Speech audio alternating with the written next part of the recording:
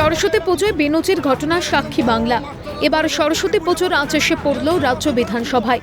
প্রবল হইহট্টগোল, পরবর্তীতে শুভেন্দু সহ 4 বিজেপি বিধায়কের সাসপেন্ড ইস্যুতে উত্তপ্ত হয়ে উঠল সোমের বিধানসভা। এবার এই ঘটনায় আদা জল খেয়ে ময়দানে বিজেপি নেতৃত্ব। মঙ্গলবার বিধানসভায় রাজ্যপালের ভাষণের উপর বক্তব্য রাখবেন মুখ্যমন্ত্রী মমতা বন্দ্যোপাধ্যায়। সেই সময় অন্য ছবি দেখা যাবে বিধানসভার বাইরে।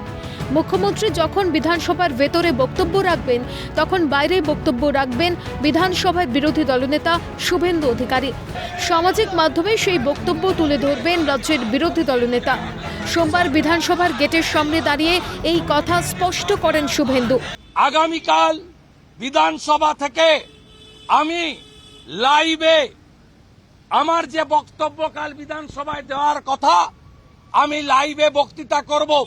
বাংলার জনগণ যত সংখ্যায় মুখ্যমন্ত্রীর লাইভ দেখবেন, তার থেকে 10 গুণ সংখ্যায় আপনাদের বিরোধী দলনেতার কথা আপনারা দয়া করে শুনবেন। পাশাপাশি শুভেন্দু অধিকারী জানিয়ে দেন, যতদিন সাসপেনশন চলবে মুখ্যমন্ত্রীকে বিধানসভায় বয়কট করবেন বিজেপি বিধায়করা।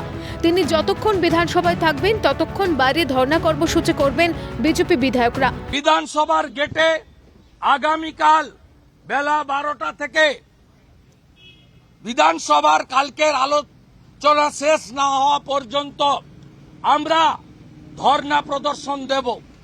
উল্লেখ্য, বিধানসভার রীতি অনুযায়ী রাজ্যপালের ভাষণের উপর মুখ্যমন্ত্রীর বক্তব্যের আগে বক্তব্য রাখেন রাজ্যের বিরোধী দলনেতা।